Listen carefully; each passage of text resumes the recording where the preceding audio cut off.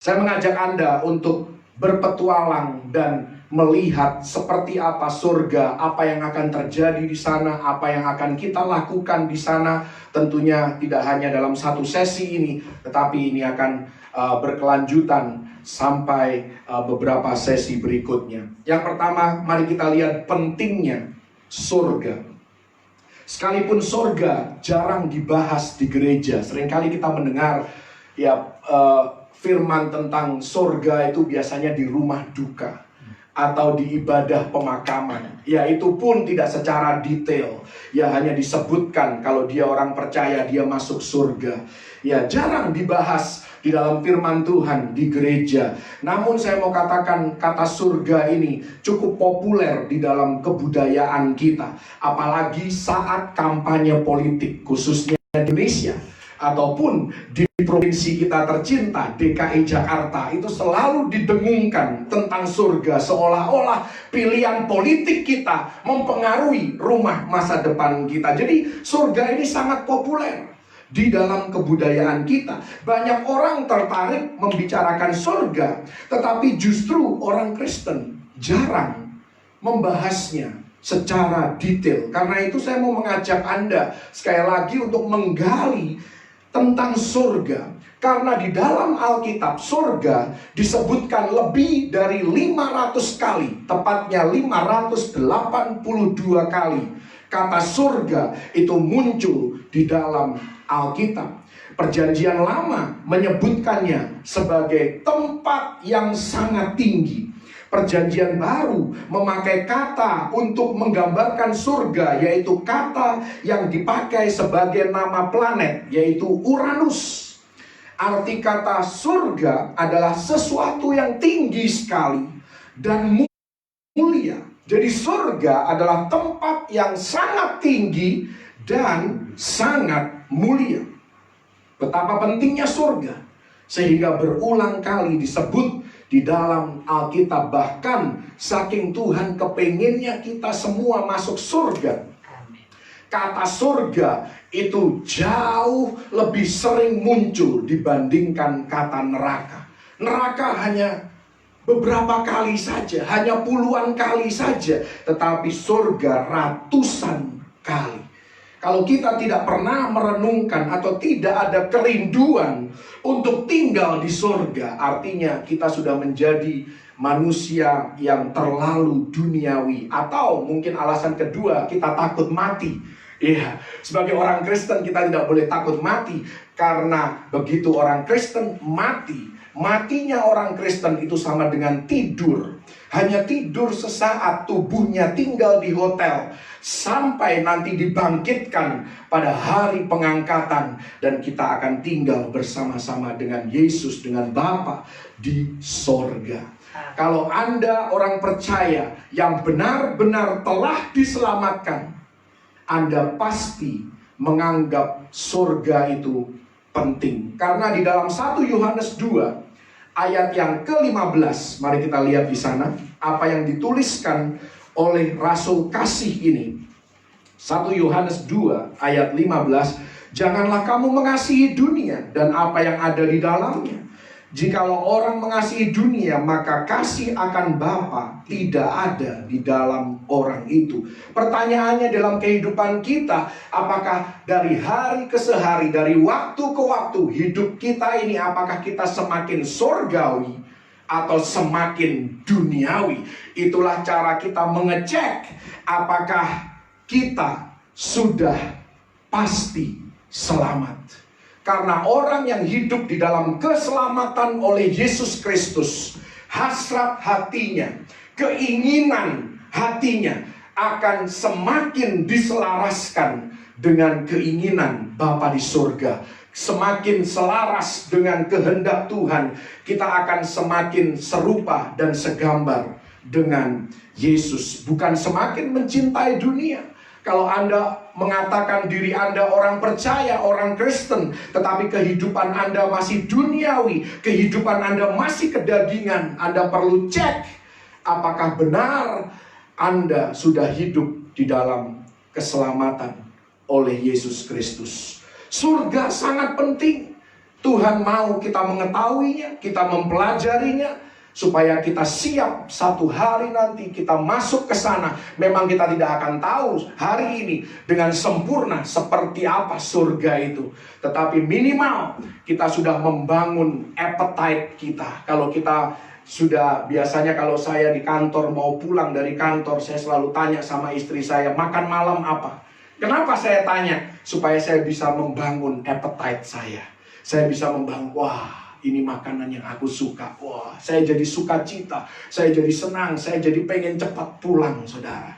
Haleluya. Saya tidak mengajak Anda supaya Anda pengen cepat pulang, bukan itu maksudnya. Tetapi supaya kita tidak kaget-kaget nanti ketika kita sudah masuk ke rumah masa depan kita. Dan di dalam Alkitab diajarkan bahwa surga itu ada 3, saudara. Jadi perhatikan, ada 3 tingkatan surga di dalam Alkitab. Tingkatan yang pertama adalah surga atmosfer. Itu ditulis di dalam Yesaya 55 ayat 9 dan ayat yang ke-10. Mari kita lihat. Yesaya 55 ayat 9 dan ayat yang ke-10. Ini adalah surga tingkat pertama, yaitu langit yang kita lihat ketika kita keluar dari rumah kita. Seperti tingginya langit dari bumi, demikianlah tingginya jalanku dari jalanmu dan rancanganku dari rancanganmu. Sebab seperti hujan dan salju turun dari langit dan tidak kembali ke situ, melainkan mengairi bumi, membuatnya subur dan menumbuhkan tumbuh-tumbuhan, memberikan benih kepada penabur dan roti kepada orang yang mau makan. Inilah langit tingkat pertama, juga ditulis di dalam Kejadian 1 ayat yang ke-20. Pada hari penciptaan, berfirmanlah Allah, hendaklah dalam air berkeriapan makhluk yang hidup, dan hendaklah burung beterbangan di atas bumi melintasi cakrawala. Jadi ya, langit yang kita lihat ketika kita keluar ke outdoor, ya, keluar gedung, itulah langit atau surga atmosfer. Yang kedua, ada juga surga tempat benda-benda langit berada. Kejadian 1 ayat 14 sampai 17. Berfirmanlah Allah, jadilah benda-benda penerang pada cakrawala untuk memisahkan siang dari malam. Biarlah benda-benda penerang itu menjadi tanda yang menunjukkan masa-masa yang tetap dan hari-hari dan tahun-tahun. Dan sebagai penerang pada cakrawala, biarlah benda-benda itu menerangi bumi, dan jadilah demikian. Maka Allah menjadikan kedua benda penerang yang besar itu, yakni yang lebih besar untuk menguasai siang dan yang lebih kecil untuk menguasai malam, dan menjadikan juga bintang-bintang. Allah menaruh semuanya itu di cakrawala untuk menerangi bumi. Ini berbicara tentang luar angkasa. Ini surga tingkat kedua. Luar angkasa di mana terletak matahari, bulan, bintang, dan benda-benda galaksi lainnya. Dan ada satu lagi tingkat surga, ditulis dalam 2 Korintus 2:12 ayat yang kedua sampai ayat yang keempat. 2 Korintus 2:12 ayat yang kedua dan ayat yang sampai ayat yang keempat. Ini berbicara tentang pengalaman daripada Rasul Paulus. Di sana dikatakan, aku tahu tentang seorang Kristen 14 tahun yang lampau, entah di dalam tubuh aku tidak tahu, entah di luar tubuh aku tidak tahu. Allah yang mengetahuinya. Orang itu tiba-tiba diangkat ke tingkat yang ketiga dari surga. Aku juga tahu tentang orang itu, entah di dalam tubuh, entah di luar tubuh aku tidak tahu. Allah yang mengetahuinya. Ia tiba-tiba diangkat ke Firdaus. Dan ia mendengar kata-kata yang tak terkatakan, yang tidak boleh diucapkan manusia. Jadi pengalaman Rasul Paulus ini sangat berbeda dengan pengalaman banyak orang. Ya, begitu biasanya orang-orang yang diangkat ke surga, begitu ya turun dari surga lagi langsung tulis buku. Tetapi Rasul Paulus di sini dikatakan, aku tidak boleh mengucapkan, ya, aku tidak boleh menyatakan perkataan-perkataan ya yang disampaikan di sana. Ini adalah surga tingkat ketiga, surga tempat tinggal Tuhan sendiri. Dan Alkitab berulang kali menyatakan bahwa Tuhan kita ada di surga. Inilah tingkatan surga di mana Anda dan saya akan tinggal bersama-sama dengan orang-orang kudus lainnya dan juga dengan Tuhan sendiri. Kita diajarkan berdoa, Bapa kami yang ada di sorga. Kemudian di dalam Matius 5 ayat yang ke-16, Anda dan saya diperintahkan, demikianlah hendaknya terangmu bercahaya di depan orang, supaya mereka melihat perbuatanmu yang baik dan memuliakan Bapamu yang di sorga. Mari kita lihat Mazmur pasal yang ke-11 ayat yang ke-4. Di sana juga ditulis bahwa Tuhan tinggal di sorga. Tuhan ada di dalam bait-Nya yang kudus. Tuhan tahtanya di sorga. Matanya mengamat-amati, sorot matanya menguji anak-anak manusia. Inilah sorga di mana Allah berada. Sorganya sorga. Inilah sorga yang kita dambakan suatu hari nanti. Kita akan tinggal di sini bersama dengan Tuhan kita, Yesus Kristus. Pertanyaannya, di manakah lokasi sorga? Mari kita lihat Yohanes 14, ayat yang pertama sampai ayat yang ketiga. Ini bukan ayat-ayat yang asing kalau Anda akrab dengan firman Tuhan. Ayat-ayat ini diberikan oleh Yesus sebelum Dia disalibkan dan kemudian dikuburkan. Yohanes 14 ayat yang pertama sampai ayat yang ketiga. Janganlah gelisah hatimu, percayalah kepada Allah, percayalah juga kepadaku. Di rumah Bapakku banyak tempat tinggal. Jika tidak demikian, tentu aku akan mengatakannya kepadamu. Sebab aku pergi ke situ untuk menyediakan tempat bagimu. Dan apabila aku telah pergi ke situ dan telah menyediakan tempat bagimu, aku akan datang kembali dan membawa kamu ke tempatku, supaya di tempat di mana aku berada, kamu pun berada.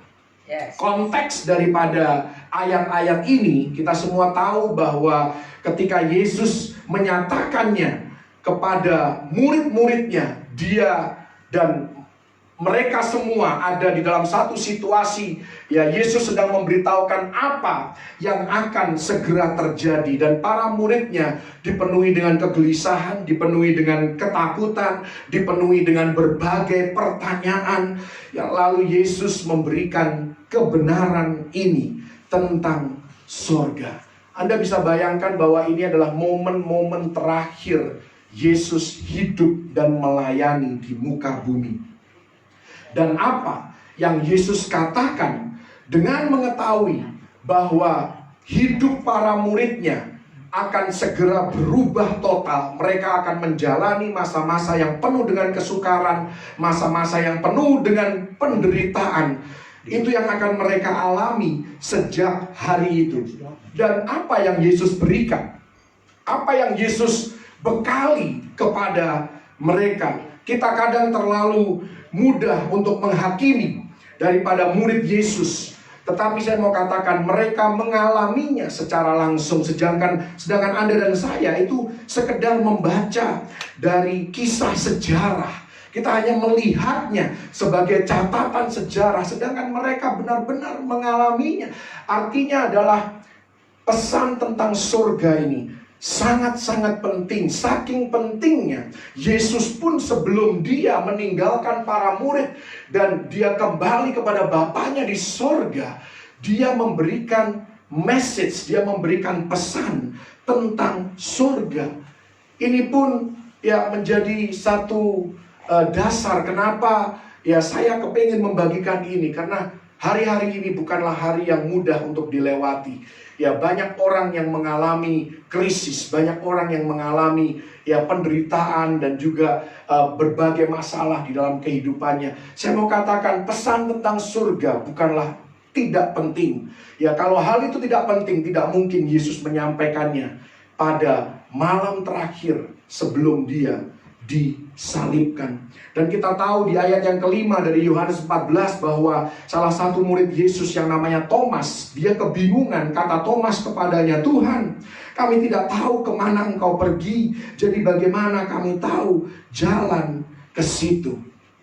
Dan Yesus katakan bahwa dia pergi untuk mempersiapkan suatu tempat. Artinya surga itu benar-benar satu tempat yang secara fisik kita bisa lihat.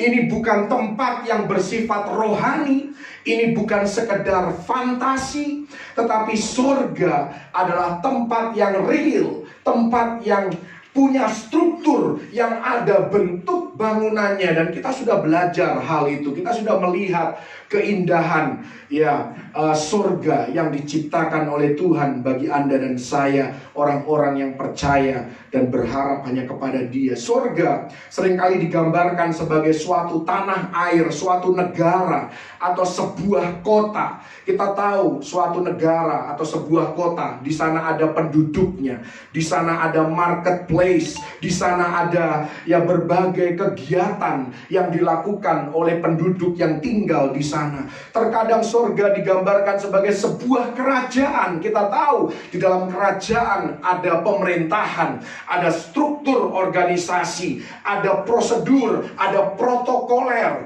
ada juga proses dan lain sebagainya. Tetapi di dalam Yohanes 14, Yesus memberikan definisi tentang surga dengan sangat gamblang, yang paling mudah untuk diingat. Surga adalah rumah Bapa, seperti diungkapkan oleh Yesus sendiri. Kalau kita dibesarkan dalam sebuah keluarga yang baik, saya percaya kalau Anda pernah merantau atau Anda tinggal jauh dari kampung halaman Anda, dari tanah kelahiran Anda, kita semua merindukan rumah Bapa. Saya tahu karena saya pernah tinggal jauh dari rumah orang tua. Sekarang pun saya tidak tinggal di rumah orang tua kandung saya, tetapi ada satu kerinduan. Karena itu saya berusaha setiap tahun minimal 1 kali pulang ke rumah Bapa, karena di sana banyak memori yang indah, banyak hal-hal yang kita lakukan. Sekali lagi, kalau Anda tumbuh dewasa, dibesarkan dalam satu keluarga yang baik, pasti ada kerinduan tentang rumah Bapa. Jadi surga bukanlah suatu tempat yang imajinatif, yang satu tempat yang hanya ada di bayangan kita masing-masing, tetapi surga adalah tempat yang nyata. Kata yang dipakai untuk mendeskripsikan surga di dalam Alkitab adalah kata topos. T-O-P-O-S. Topos itu artinya adalah tempat yang dapat ditemukan. Bukan hasil pemikiran manusia, tapi satu tempat yang dipersiapkan secara khusus bagi umat yang dikhususkan, bagi umat yang dipersiapkan oleh Tuhan sendiri. Di mana lokasinya? Mari kita investigasi lokasi surga. Efesus 4 ayat yang ke-10. Efesus 4 ayat yang ke-10, di sana dikatakan, ia yang telah turun, ia juga telah naik jauh lebih tinggi daripada semua langit untuk memenuhkan segala sesuatu. Jadi surga dikatakan di sini letaknya jauh lebih tinggi daripada semua langit. Dan kita tahu Kisah Rasul pasal yang pertama ayat yang ke-9 sampai yang ke-11, di sana mendeskripsikan kenaikan Yesus Kristus ke surga. Sesudah ia mengatakan demikian, terangkatlah ia disaksikan oleh mereka, dan awan menutupnya dari pandangan mereka. Ketika mereka sedang menatap ke langit, waktu ia naik itu, tiba-tiba berdirilah 2 orang yang berpakaian putih dekat mereka, dan berkata kepada mereka, hai orang-orang Galilea, mengapakah kamu berdiri melihat ke langit? Yesus ini yang terangkat ke surga meninggalkan kamu akan datang kembali dengan cara yang sama seperti kamu melihat dia naik ke surga. Jadi dari 2 ayat ini kita tidak tahu pasti letak daripada surga, tetapi yang pasti surga letaknya di atas sana. Mari kita lihat satu ayat yang lebih spesifik lagi, Yesaya 14 ayat yang ke-13. Yesaya 14 ayat yang ke-13. Ini berbicara sebenarnya tentang kejatuhan daripada Lucifer. Tapi di situ ada satu ayat yang mendeskripsikan di mana lokasi daripada surga. Engkau yang tadinya berkata dalam hatimu, aku hendak naik ke langit, aku hendak mendirikan tahtaku mengatasi bintang-bintang Allah, dan aku hendak duduk di atas bukit pertemuan jauh di sebelah utara. Artinya surga di mana lokasinya? Titik terjauh di sebelah utara. Suatu tempat yang tidak bisa dicapai oleh teleskop terbaik pun dari para astronomer, dari para pengamat bintang dan juga benda-benda galaksi lainnya. Ya, teleskop terbaik manapun tidak bisa melihat di mana lokasi tepatnya surga. Titik terjauh di sebelah utara, itulah deskripsi tentang lokasi surga yang paling spesifik yang kita bisa dapati di dalam Alkitab tentang lokasi daripada surga.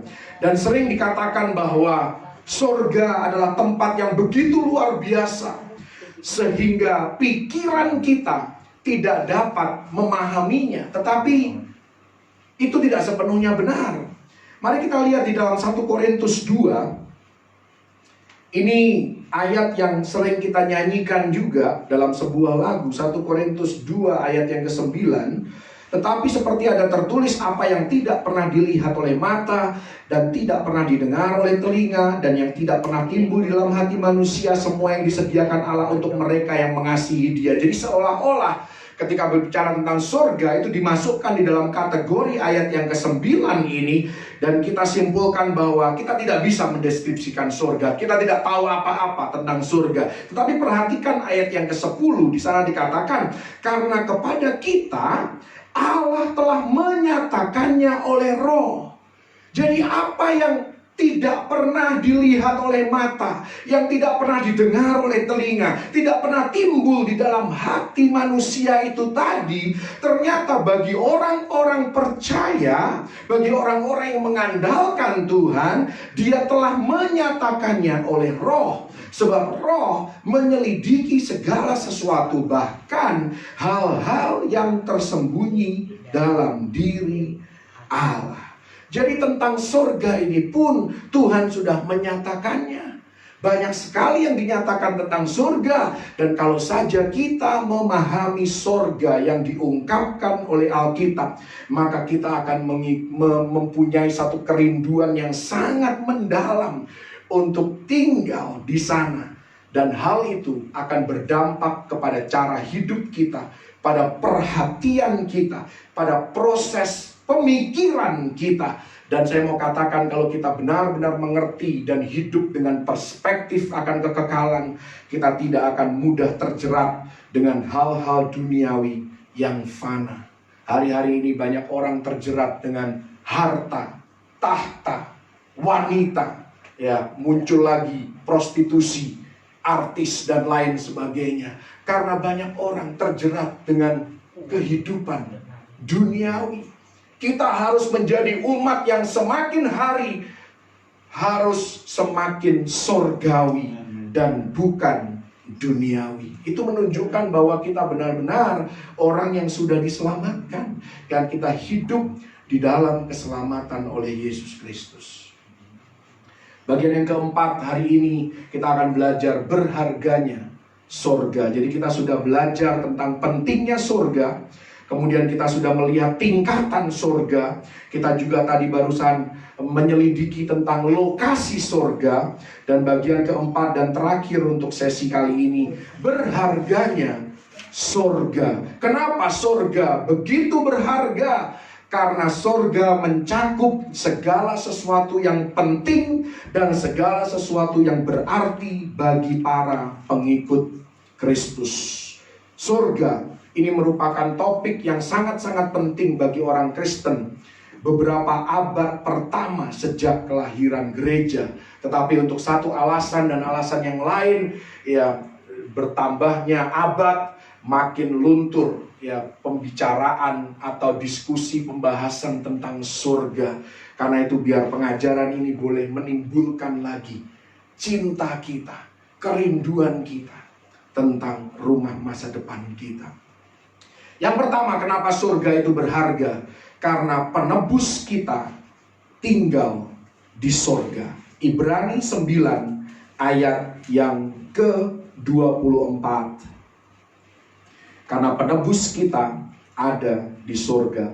Sebab Kristus bukan masuk ke dalam tempat kudus buatan tangan manusia yang hanya merupakan gambaran saja dari yang sebenarnya, tetapi ke dalam surga sendiri untuk menghadap hadirat Allah guna kepentingan kita. Bayangkan saudara, satu hari nanti Anda dan saya kita akan berjumpa muka dengan Yesus. Kita akan melihat bekas luka Yesus. Kita akan memahami secara sepenuhnya dan menghargai begitu rupa karya penebusannya bagi Anda dan saya. Kalau hari ini Anda merasa bahwa Anda sudah kenal Dia dengan baik, puji Tuhan, ketika Anda sampai di surga, Anda akan mengenal Dia lebih daripada pengenalan Anda hari ini. Yes. Sekalipun Anda sudah merasa, sudah banyak tahu tentang Yesus, sudah kenal dekat, sudah intim dengan Yesus, tapi begitu sampai di surga, ternyata pengalaman kita di muka bumi ini tidak ada apa-apanya dibandingkan nanti ketika kita sudah masuk di dalam kekekalan. Kenapa surga itu berharga? Yang kedua, karena relasi kita ada di surga. Dan ketika berbicara tentang relasi, berbicara tentang teman-teman, tentang sahabat dalam kehidupan kita, inilah duka yang seringkali dirasakan orang yang menginjak usia lanjut. Karena mereka seringkali punya lebih banyak teman di sorga daripada yang masih hidup di bumi. Tetapi akan ada satu hari nanti di mana ada reuni besar. Ya, karena Ibrani 12, mari kita lihat Ibrani 12 ayat yang ke-22 dan 23. Ini berbicara tentang komunitas yang ada di surga. Relasi-relasi yang ada di surga, yang tersedia, yang menantikan Anda dan saya.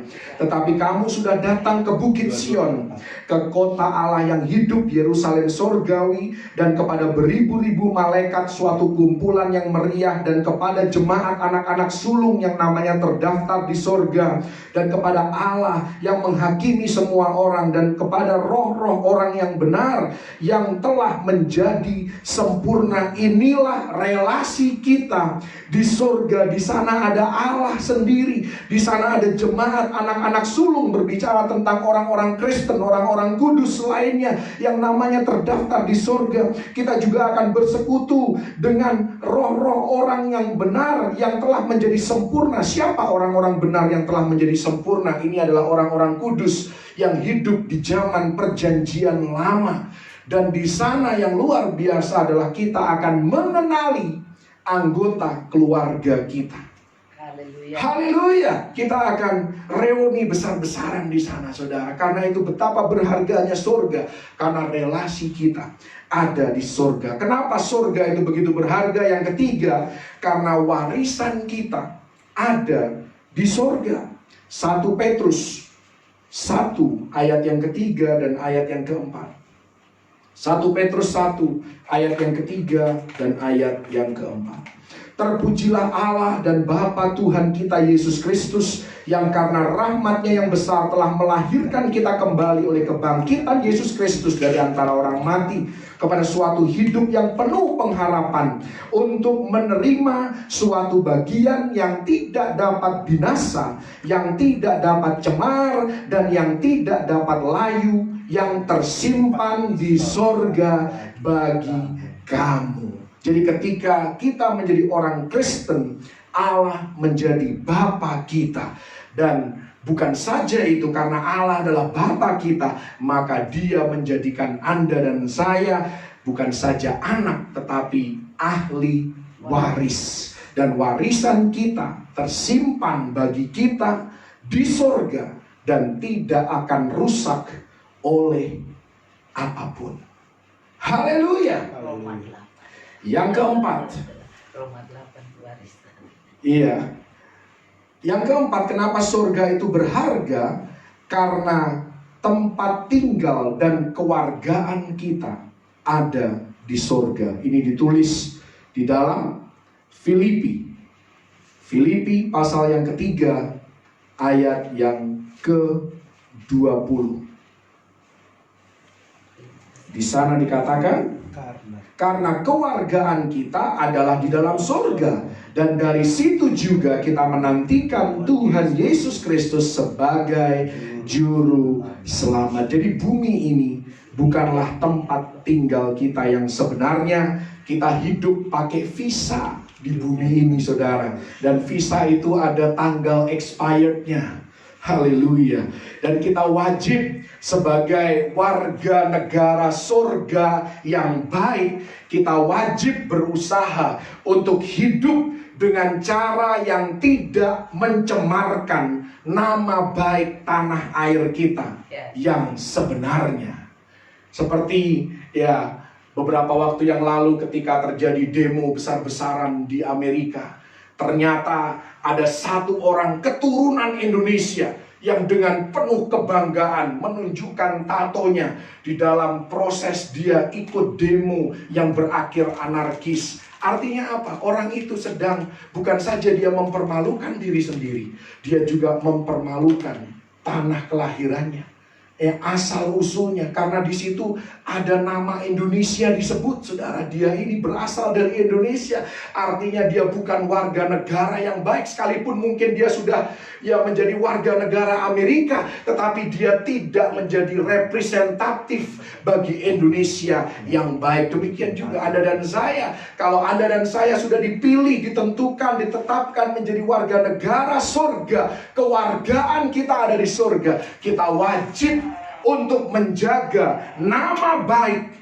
daripada negara atau kerajaan yang kita wakili di muka bumi ini. Kita harus menjadi duta yang baik dari juru selamat kita, Yesus Kristus. Tetapi saya mau katakan, kita hanya sekedar lewat saja di bumi ini. Haleluya. Jadi kalau kita harus menderita sesaat, kalau kita harus mengalami kerugian sesaat, kita harus mengalami hal yang tidak enak sesaat, saya mau katakan kewargaan kita bukan di bumi. Makanya banyak orang tidak kerasan di bumi ini. Kenapa? Karena memang kewargaan kita bukan di bumi ini. Rumah tempat tinggal kita yang sebenarnya ada di sorga.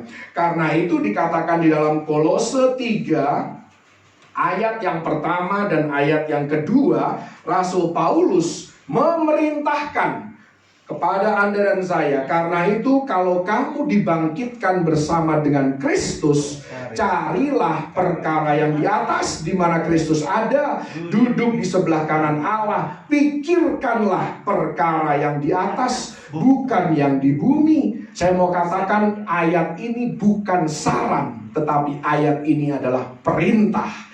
Jadi Anda dan saya diperintahkan untuk tidak melihat sekeliling kehidupan kita. Bukan berarti kita lepas tanggung jawab, kita tetap melakukan apa yang menjadi tugas dan tanggung jawab kita. Tetapi jangan izinkan sekeliling kehidupan kita membuat hidup kita takut, membuat hidup kita penuh dengan kekhawatiran.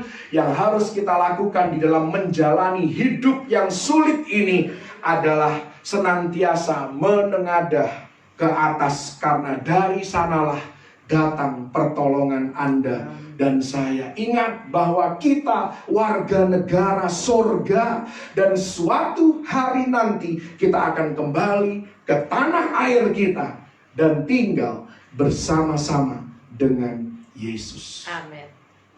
Hal yang kelima, kenapa surga itu berharga? Karena upah kita ada di surga. Matius 5 ayat yang ke-12. Matius 5 ayat yang ke-12. Haleluya. Bersukacita dan bergembiralah karena upahmu besar di surga, sebab demikian juga telah dianiaya nabi-nabi yang sebelum kamu. Nanti kita juga akan belajar di surga ada 5 mahkota yang dapat kita peroleh. Pertanyaannya hari ini, apakah kita sedang berlomba-lomba untuk memperoleh 5 mahkota ini. Tuhan mau kita setia selama kita hidup di bumi ini. Tuhan mau supaya kita memegang mahkota yang ada pada kita, dan jangan sampai itu terlepas, jangan sampai itu menjadi milik orang lain yang seharusnya menjadi milik Anda. Dan satu hari nanti mahkota yang kita terima akan kita lemparkan kembali pada kaki Yesus. Yes. Saya mau katakan, jangan sampai kita masuk surga dengan tangan hampa. Artinya kita tidak menerima mahkota sehingga kita tidak punya apa-apa untuk kita berikan kembali kepada Yesus. Masuk ke gereja juga tidak boleh dengan tangan hampa. Masuk ke surga jangan juga dengan tangan hampa. Harus terima mahkota. Harus mengejar mahkota itu, saudara. Dan satu-satunya waktu yang diberikan untuk kita bisa mengejar mahkota itu adalah selama kita masih bernafas di muka bumi ini. Haleluya. Yang keenam, kenapa surga itu berharga? Karena harta kita ada di surga. Matius 6 ayat 19 sampai 21. Di sana dikatakan, janganlah kamu mengumpulkan harta di bumi. Di bumi ngengat dan karat merusakkannya, dan pencuri membongkar serta mencurinya. Tetapi kumpulkanlah bagimu harta di sorga. Di sorga ngengat dan karat tidak merusakkannya, dan pencuri tidak membongkar serta mencurinya. Karena di mana hartamu berada, di situ juga hatimu berada. Jadi ada cara kita mengirimkan harta kita dari bumi ini ke sorga. Ya, jangan seringkali kita dikatakan bahwa harta itu sia-sia. Ya, memang saya mau katakan cinta akan uang itu akar daripada segala kejahatan. Tetapi kalau kita punya hati dan kita mengejar harta demi kemuliaan nama Tuhan, supaya kita bisa menjadi berkat bagi jiwa-jiwa, bagi pengabaran Injil, bagi pekerjaan Tuhan. Inilah cara kita menginvestasikan harta kita, supaya harta itu berpindah dari di bumi ke surga. Karena itu investasikanlah hartamu pada hal-hal yang diperhitungkan di surga. Hanya ada 2 hal yang diperhitungkan di surga, yaitu jiwa-jiwa dan juga firman Tuhan.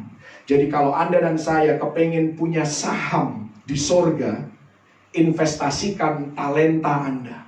Investasikan waktu Anda, investasikan keuangan Anda pada keselamatan jiwa-jiwa dan juga pada pemberitaan Injil atau pekerjaan-pekerjaan Tuhan untuk memperlebar kerajaan surga di muka bumi ini.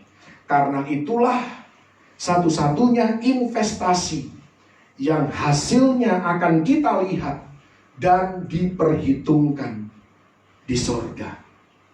Makanya dikatakan di dalam Lukas 16 ayat yang ke-9. Mari kita lihat Lukas 16 ayat yang ke-9. Saya seringkali bingung apa maksud daripada ayat ini. Di sana dikatakan, dan aku berkata kepadamu, ikatlah persahabatan dengan mempergunakan mamon yang tidak jujur, supaya jika mamon itu tidak dapat menolong lagi, kamu diterima di dalam kemah abadi.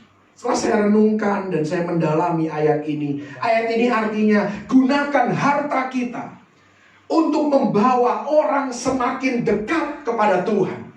Dan ketika mamon itu tidak bisa menolong kita lagi, artinya ketika kita sudah mati, ketika kita sudah meninggalkan dunia ini, ketika kita masuk ke dalam surga, maka orang-orang yang kita bawa pada keselamatan ini, orang-orang yang kita pengaruhi untuk semakin dekat kepada Tuhan ini, mereka akan menyambut kita di kemah abadi. Merekalah yang akan menyambut kita ketika kita menginjakkan kaki di surga.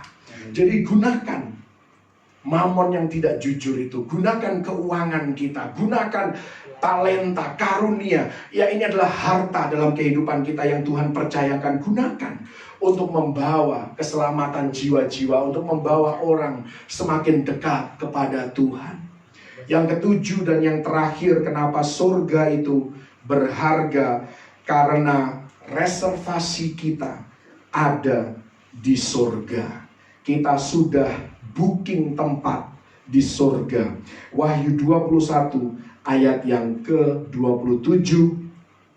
Tetapi tidak akan masuk ke dalamnya sesuatu yang najis atau orang yang melakukan kekejian atau dusta, tetapi hanya mereka yang namanya tertulis di dalam kitab kehidupan anak domba. Ada sebuah kitab di surga, saya sudah pernah menjelaskannya, yang di dalamnya terdapat slot untuk nama kita. Makanya di dalam Lukas 10 ayat yang ke-20, di sana dikatakan, namun demikian, janganlah bersuka cita karena roh-roh itu takluk kepadamu. Jangan bersuka cita kalau Anda sanggup untuk melakukan banyak hal yang heran, banyak hal tanda ajaib yang luar biasa. Di sini dikatakan, janganlah bersuka cita karena roh-roh itu takluk kepadamu, tetapi bersukacitalah karena namamu ada terdaftar di surga. Pertanyaannya, apakah nama kita tercatat di surga? Bapa di surga, sampai hari ini masih menerima reservasi, masih menerima bookingan. Kalau Anda masih bernafas, artinya Anda masih diberikan kesempatan untuk membooking tempat di surga. Dan kalau Anda kembali ke Yohanes 14 tadi, Thomas kebingungan. Dia bertanya-tanya, Tuhan, bagaimana aku bisa tahu kemana Engkau pergi? Bagaimana aku bisa tahu jalan ke sana? Pertanyaan itu dijawab oleh Yesus di ayat yang ke-6 dari Yohanes 14. Ini ayat yang terakhir untuk sesi kali ini. Ayat ini sudah sangat kita kenal. Kata Yesus kepadanya, akulah jalan dan kebenaran dan hidup. Tidak ada seorang pun yang datang kepada Bapa kalau tidak melalui aku. Karena itu, dengan pengetahuan yang kita punya, dengan apa yang kita pelajari malam hari ini, biarlah kita boleh semakin menjadi manusia yang surgawi, dibentuk dengan karakter-karakter ilahi, supaya kehidupan kita menghasilkan buah-buah roh yang semakin indah di hadapan Tuhan dan menjadi berkat bagi orang lain, contoh dan teladan. Kita boleh mempengaruhi sebanyak mungkin orang. Kita boleh memakai harta yang Tuhan percayakan dalam kehidupan kita dalam bentuk apapun untuk membawa semakin banyak jiwa kepada Kristus dan juga memberkati pekerjaan Tuhan di muka bumi ini. Surga adalah rumah masa depan kita, dan di sesi-sesi berikutnya kita akan belajar lebih lagi tentang berbagai hal yang luar biasa tentang surga, tentang apa yang akan kita lakukan, apa yang ada di sana, seperti apa tubuh kita nantinya, dan lain sebagainya. Biar pengajaran ini boleh memberkati kita semua dan boleh memunculkan kerinduan yang semakin mendalam tentang kerajaan sorga, tentang rumah Bapa. Haleluya, haleluya. Tuhan Yesus memberkati. Thank you.